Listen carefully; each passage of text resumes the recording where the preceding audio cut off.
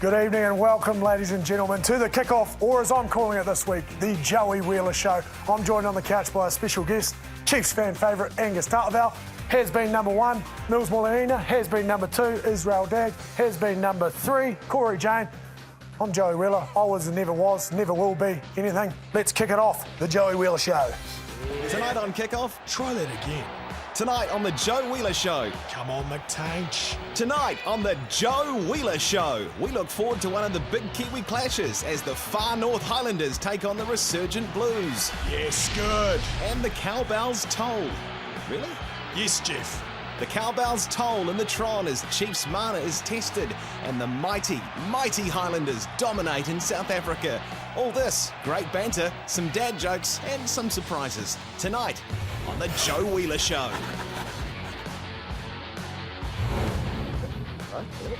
Yes, that's right, ladies and gentlemen, the Joey Wheeler Show. Well, it's taken over a kick-off first week into it. Kirsty's away this week, so I'm riding shotgun. We've got a new guest panellist this week, and it is Chiefs favourite Angus Ta'avao. Angus, now we have a wee tradition on this show where we like to initiate all our guests with something a little bit embarrassing. Now, when you've been in Australia, you've sort of run, some marginal lids, so to speak. So let's have a look at this one. Now, talk us through what the hell was going on here, mate. Are you trying to be like the poor man's bra boy or something? What's going on? You know, you're going over, you're a Bondi hipster, mate. You're at the beach, bit of lemon juice, no dramas, eh? Like, it looks all right to me. I'll tell you, Israel Dagg with those new locks of his might be able to pull it off. So it'd be good I'll tell you what, you're running a nice lid, bruv. Speaking of nice lids, we've got a huge weekend of footy in store for you, ladies and gentlemen. So let's take a look at what we've got in store on Sky Sport.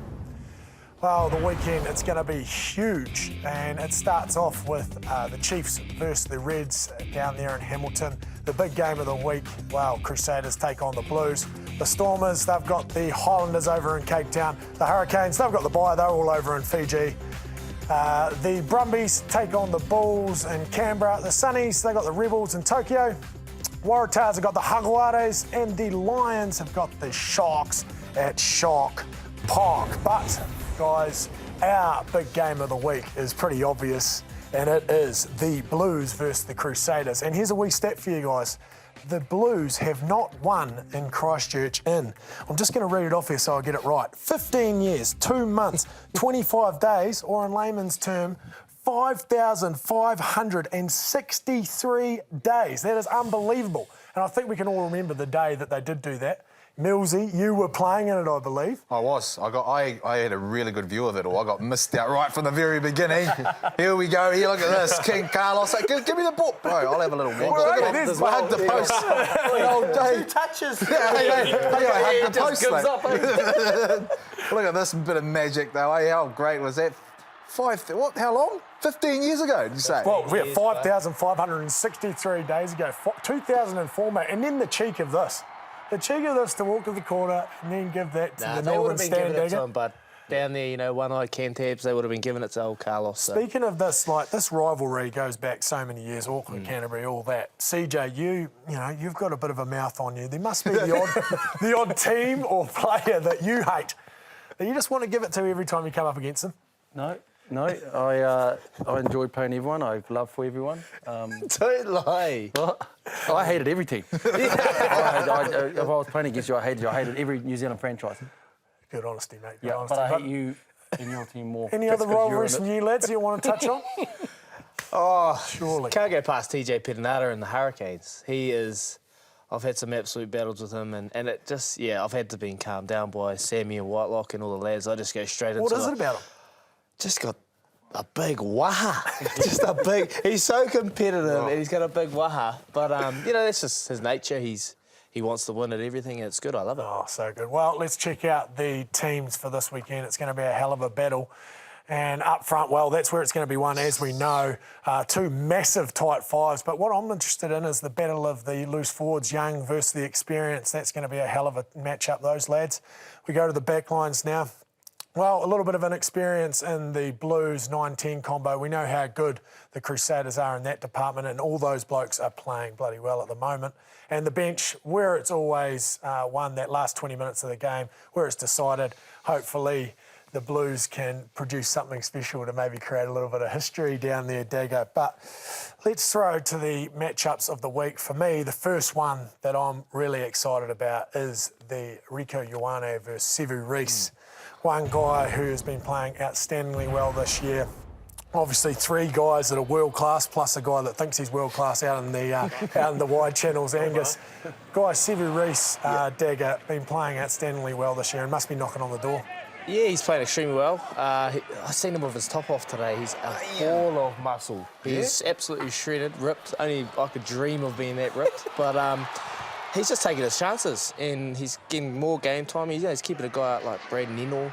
We've got some other outside backs down there that are playing extremely well. Nani Punivai. He's just playing really well. And then see that you can touch on Rieko, how he's going this year. He'll be I'll jump in now because you talked the whole time. I'll get the last couple of seconds of his clip. Rieko just needs to get the ball a bit more. Like we've seen early on in the season, the Blues are actually getting him the ball and he was creating chances, scoring a lot of tries. It's kind of dried up a little bit in that sense for the whole Blues attacking game, isn't it? So they're not able to score as many tries as they should with the possession. So he just needs to get off his wing now and then maybe and use that big frame. Any other reasons why he might not be getting off his wing, mate? Because he's scoring a lot of tries when it goes to his wing, so he probably doesn't have to, but at the moment it's not really going there. So if it's not going to get the ball, people are not going to talk about you. You like to be talked about. I don't mind he's going through a little bit of a lull at the moment because I think that the Blues have probably changed their game plan a little bit. So for him to actually keep the width, it shows a little bit of discipline as well. Because I don't mind that for later on in the season, But I think certainly as they progress, heading towards the finals, he'll probably have to come off his wing and start doing his magic. He's got to come off his wing to get him to the finals. Let's stop talking about the shiny boys and try and bring Gussie into this. And let's talk about another tantalising matchup, and that is 2 of the great locks, form locks of the competition, Gus. Tui Pelotu versus Sammy Whitelock. Now, the minutes, they're glaringly obvious there. Obviously, Sammy pretty fresh after his extended break. Yeah, I mean, that's a luxury they have. Big Sammy Whitelock, 420 minutes versus big Paddy Tuips. A team like us, we're struggling to find locks at the moment. So when they can rest guys like that and bring them on in big games like this that they need to win, that's a luxury that the Crusaders Mills, you have. must be happy with Patrick's form of late. Obviously, he's gone to sort of another level with not only his ball carries, his tackle, but his leadership in the Blues side. Leadership is huge, yeah, and I think he's probably honed in on his core role and just sort of worried about, what he's best at. Running the ball hard, tackling defence is massive. But this guy here, he's kept in the All Blacks, he's kept in the Crusaders as well. When you come off, he was angry in this game. You mentioned it before the show. Imagine tackling that when you're angry, is he? He came off the bench in that game, and I've never seen him like he was just angry, throwing people around. And did you annoy him or what was it going? I always annoy him, mate. That's my role in the team, just create a bit of morale, lifting. I've spent a week about that this week, just lifting morale. So, he's playing extremely well. Another player that we must watch this week, and he's a bit of an unsung hero in the Blues lineup, and that's the number 13, TJ Faiani. I've been impressed with this guy all year. I think outside Sonny Bill and Ma, he's been sort of that silent assassin for them, CJ. He must be pretty impressed with his form. Yeah, well, I think every team needs a guy like that where you've got weapons around you. Ma'a inside him, Sonny when he's playing, Rieko out wide, Milani Nanai's tearing stuff up from the back here. So you need somebody that's going to really just knuckle down and do his job. And this guy's kind of be them for the Blues. He's working hard and keeping them together. Vice-captain this week, but look at these minutes. He's a bit of a workhorse, Gus. Like, that is the sort of guy you want on your side in the middle of that pack. And I think that matchup against Jack Goodhue will be pretty impressive one, I think, this weekend. TJ puts his heart on the line and, he's right into it. He'll run hard, he'll catch and pass well. And that's what you need, especially we got Ma'a in there and the likes of Rieko and that out wide. You need that guy to bring a bit of. Do you think you'll be listening to Ma'a much, Siege? Do you think you'll be listening to Ma'a? Sorry, I didn't listen to you. What did you say? Sorry, I switched off for a minute there, Joey. Your show. What were you saying? Do you think Ma'a will be listening to him much? Because you always say that Ma'a sometimes can have a tendency to sort of, no, none of that. Don't know what you're talking about. No, Ma'a, I mean, he's a experienced campaigner, so he knows what he's seen and what to do. I bet you he's listening to everyone in that Blues team because you have to, but he'll call the shots. What about Ma? Is this like an opportunity for him to try, well, sort of put his foot forward for that All Black jersey against Cross? He's not coming on our show, bro. So scratch him. Scratch him. Yeah, okay. See ya. Well, yeah, let's stop talking about him. Another unknown is obviously this week there's been a little bit of controversy surrounding the Crusaders, and it's how they are going to bounce back. Izzy, you've been deeply entrenched in the Crusaders camp this week. How is morale amongst the boys, mate? Oh, obviously the boys are a bit down, but yeah, they're just playing rugby, keeping busy. It's the best thing they can do at the moment, and the boys have got an opportunity this week against a good Blues side. You know, we've all been there, we've all done that, Siege. Yes, you know, we've had our little... We've had our moments, Siege, and you just got to get on with the job, yeah? You're talking about the quarterfinal. Takapuna, quarterfinal. Millsy's 100th, sorry. Okay, you just keep looking that way, mate. No, It still hurts, man. That was the worst thing about it, is it was Millsy's 100th. The worst thing about that is that Izzy took a spot afterwards. So he should feel worse than me, but you know, I feel bad. That was a shoulder, get it right. The best thing about that night is after the game when you actually apologised to the whole team.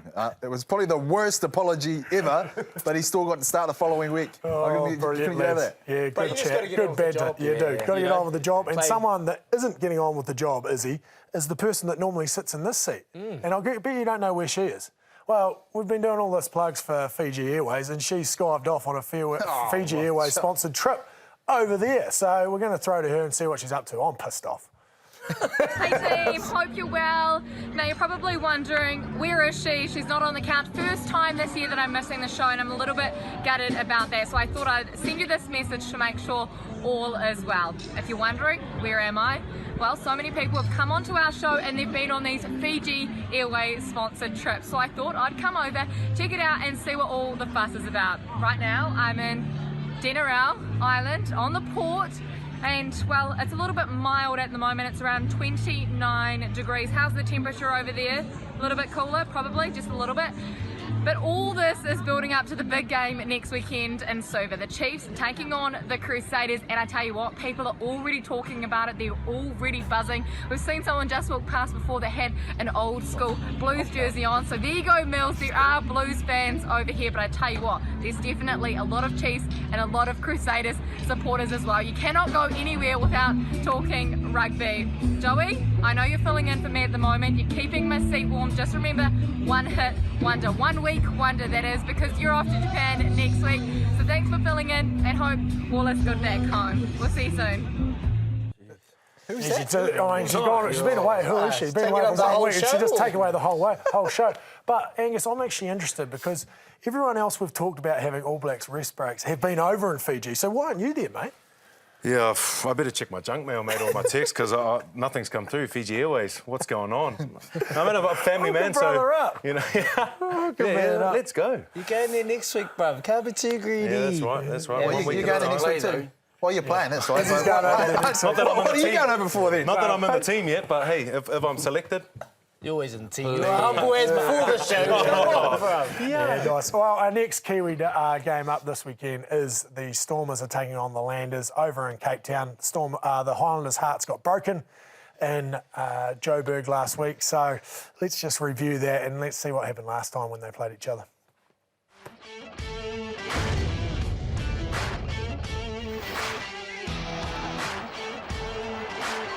Thompson and the Highlanders are coming wide, must surely score, and they will.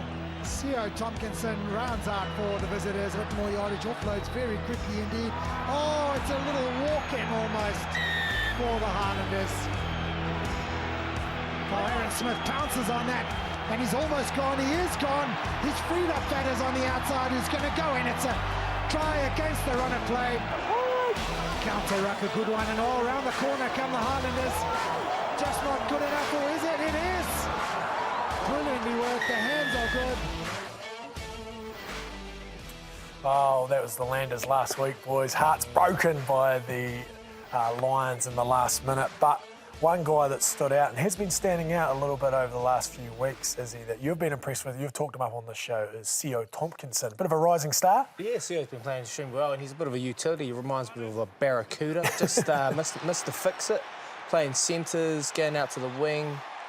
So he probably won't play 10 because their 10's playing extremely well as well. But he's playing awesome. Bit of a hitman too, Angus. Have you been on the receiving end of a C.O. Tompkinson right shoulder? Yeah, I haven't, but I've seen a few. They're calling him the new Brian Lima, isn't it? The chiropractor. Yeah, talented kid, used to play 10 back at Otago Boys a little bit as well. So it was a bit of a Mr. Fix-It for the Landers this season and is playing extremely well. These minutes and carries, he's a bit of a workhorse for what he's been doing to CJ. You got any feedback on this young man? He needs to go back to 10. It'll be the first tackling first 5 the world's ever had. Jeez. I think it's good. Like he's one of those players that he's exciting because he is a physical lad. You know what I mean? So it's good. The more he gets to play, the more. I think any guy, Millsy, that can play 12, 13 and in the outside backs is an asset to any team, isn't it? It's great. And he's bringing heaps of energy, and that's what's really good about him. He's up against him and Rob Thompson are really sort of gunning it out for that centre position. But every time he gets an opportunity, whatever sort of number he's got on his back, he's really energetic about it. Look on the wing, he's busting tackles, 17 clean breaks. Those are harder in breaks as well. So it's great to have a guy like that in I suppose, in a rugby environment, right, guys? Yeah, 100%. And Gus, I just want to touch on the South African sort of scrummaging. There's been a few penalties, a bit of controversy around the set piece, as there always is when New Zealand teams go over to South Africa. But the difference between, say, a South African side, a New Zealand side, and an Australian side, obviously we saw Izzy and Cory going toe-to-toe out the front here last week. But can you sort of talk us through what those sort of two different nations, how they scrummage differently? It's probably not as dodgy as what we saw last week with these two. But Get the job done, though. Get the job done. You're a bit high there, mate. No. But, you know, the Africans, they're big boys, so they'll have a big tight head that likes to come in. They're probably a bit higher and technically not as sound, but strength-wise right up there. That's what they get away with. Aussies come a long way. You know, they used to have a lot of tricks up the bag. They'd pull back, they'd lean hard out and that sort of thing. But, you know, they've got some young, great props coming through. And, mate, New Zealanders, we're humble. We like to scrum.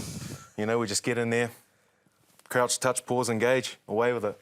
That's it, mate. Not speaking of humble guys that do this to their hair, it's now the next best bit of this show, apart from obviously me hosting, is the favourite segment, Guess the Lid, gentlemen. This week, we are doing the frosted tips. So, Frosted. The frosted tips. Do I count? We're going to bring that up shortly. We're going to go back to a man who was at tight head and he had frosted tips when he was scrummaging, and that was Angus Ta'avao. So we're going to go to the Reds Chiefs now. Oh, I don't know where I'm going with this. Live TV, boys. That's why Kirsten needs to be here. Oh, jeez, I need to walk on set now. No. Right, let's talk about the Chiefs. Let's talk about the Chiefs Reds, boys. Another big game over in Brisbane.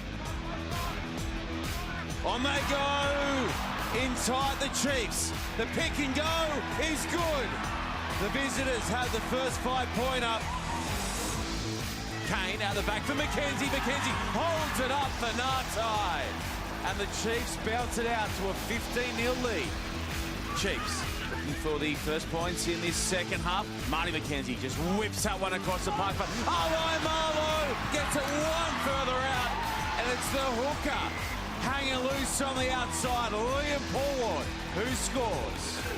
Oh, well, we're back from that game, and it is not in Brisbane this weekend. That was the last time those guys played was over in Brisbane. It is down in Hamilton, but for the Reds, they've lost Samu Karevi this week. That is a huge, huge loss for that team. How's that going to affect them coming into this one, Millsy? He's gone on his Fijian holiday. I'd say so, mate. He's going home. Yeah, probably. He's legit. Okay, sweet. Well, I think it's a big game for the Chiefs. I mean, I'll be interested to know what your debrief was like on Monday, because I know, post game, Webby wasn't very happy. So what's it been like down in the Tron? Yeah, I'll be honest with you, Mills. I haven't been there, mate.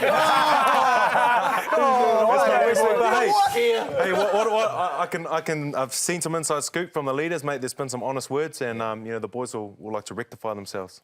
But yeah. Speaking of leaders in your team, Sammy Kane back, been named in the 6th jersey this week. So that's going to be huge for you lads to have him on the field that whole time from the get-go. Yeah, he talked about last week. He was sort of coming on and wasn't more reacting to what was going on, not instinctually. So, to have him back, he's massive. His neck's massive. He's been weak. He's always in the gym doing on the bench. So, but massive leader, awesome player to have back, and he's chomping at the bit. 6'7". I don't think he really cares at the moment. Yeah, awesome. Another guy that's been massive for you guys this year, and that is Brad Weber. We talked about him last week. We're all picking him, apart from Izzy, to be the number 3 halfback for the All Blacks. He's our player of the watch this week. He's been playing outstandingly well, Siege. Can you thumble your way through this like I did that last throw? I'll look after you. I'm just more interested off air what you said about who's the number 3 and 4 in your opinion, Israel. Me? Yeah. I said Hall and Drummond. They're number 3 and 4. Well, he's obviously a chance, but I reckon Hall and Drummond are an opportunity, a chance. Why? Because Drummond's played obviously before, so they must see something in him. Yeah. And Bryn Hall went on the tour last year. He's playing extremely well. But Weber's playing extremely well too. Yeah, but what else does he have to do? Like, he's been, like, the backbone of that team, Gus. Like, he's obviously a massive voice in that team, huge leadership, doing everything really well. Well, you know, we call him the janitor. I think that might be self-proclaimed. But, you know, he puts his body on the line. We played the Sharks, big boys. He's throwing shoulders. He's rushing back. He's scoring tries, mate. He does it all. Oh, awesome. The thing I was going at is, like, he's been playing like this for the last 4 years.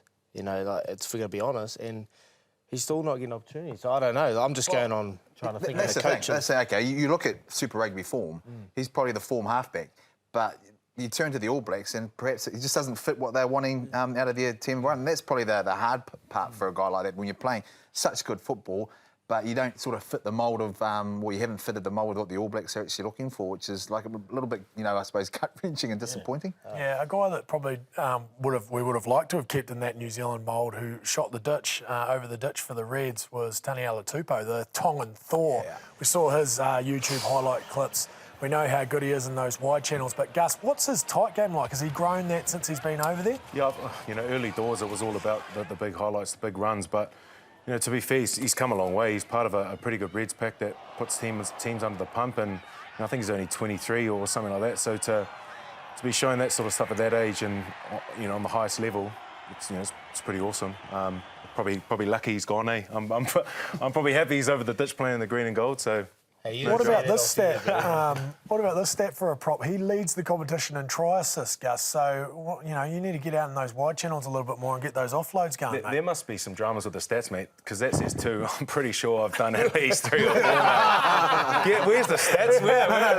Who's doing it? You pass it back up and then get the try, mate. That doesn't count. I'm just getting it through the year that the man on stats is dirty at you for saying that his stats are crook, mate. It is crook. Right, ladies and gentlemen, I've finally got the opportunity, and I was 2 minutes early before, but it is the favourite segment on this show. It is now time for Guess the Lid. Way to go, Joey. You got it right this time, Corey. No cheating this time. It's all about the frosted tips. Well, Marshy, he always ran a good set of frosted tips and still does. CJ, you would have run a few in your day. Plenty, yep. Frosted, some of that's natural hair. Is that a frosted mullet? Or is it... Oh, who's that? Who's that? Oh, Yota, sprinkle. Oh, who's that? Oh, wow. James O'Connor, it must be. It's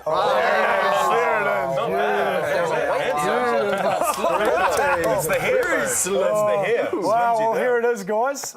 See if you can pick that. I want a hands up first, and I'm going to pick... Oh, Israel, you're first up. Who is it? Hick Elliott. Yeah, Mumba, hey. That's Mumba. Hick Have Elliott. I got anyone else? That's Mumba. Anyone else? I don't actually know what the answer is. Tim Mumba. That's a Mumba right there. Are you all going to go the Mumba? Yeah. Jamie Foxx, he reckons he calls himself.